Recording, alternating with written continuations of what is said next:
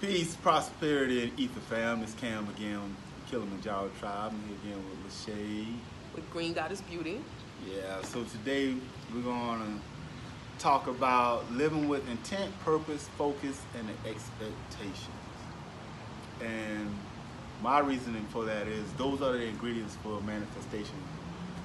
My studies on Afrocentric practices, all of those elements were required whenever they were manifesting, whether it was dancing or any expectations from the ancestors. They had intent, purpose, focus, and expectation. And manifestation to me is the key ingredient for thought.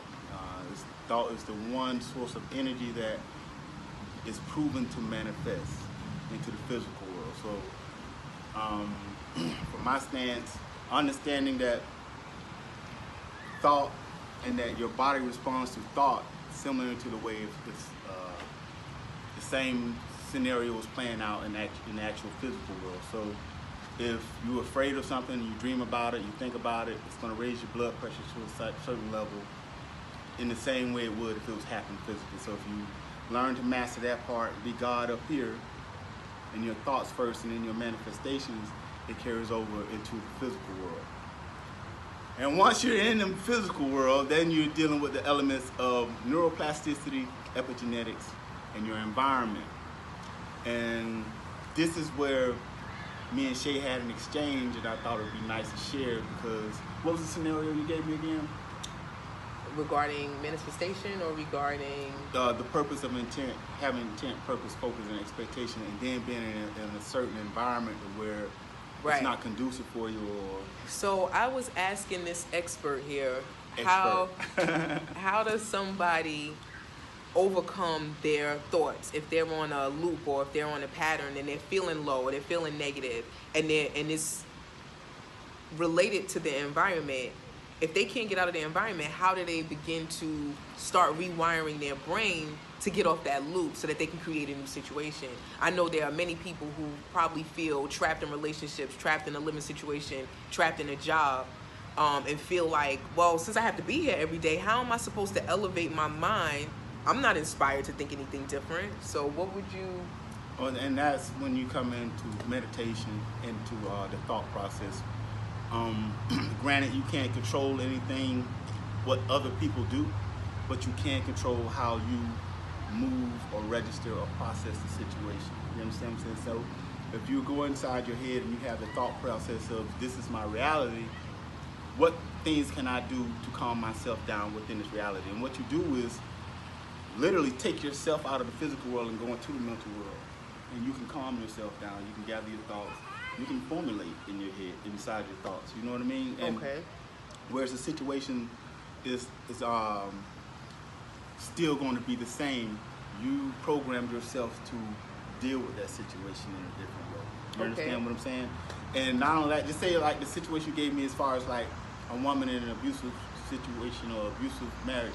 We live in the age of information, so you can use your phone to look for different ways or look for different outs for yourself. Right.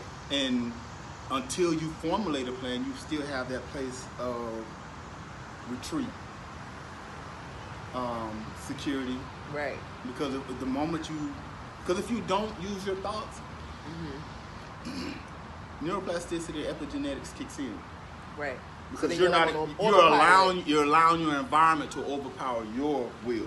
Okay. You understand so sort of like an autopilot type of situation. Yes, but if you get in the habit of living with intent, purpose, focus, and expectations, you automatically know where to go to regather yourself. Right.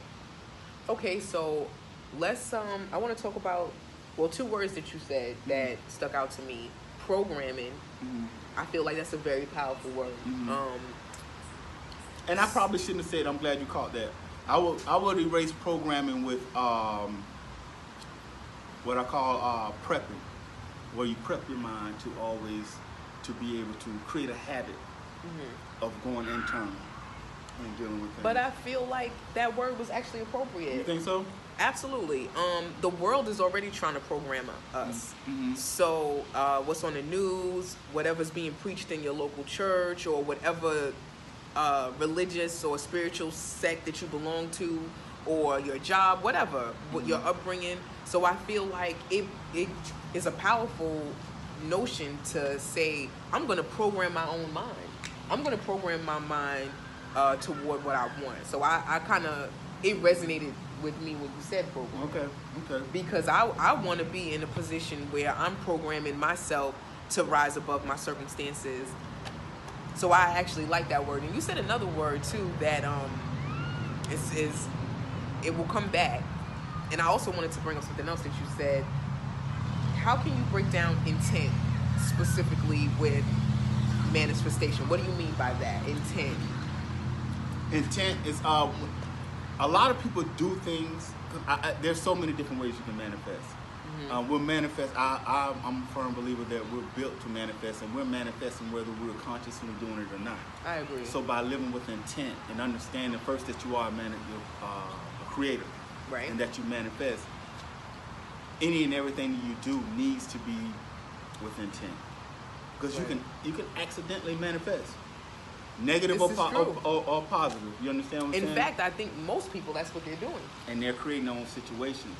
So when you have intent with everything you do, you're conscious of how you speak, how you move, everything.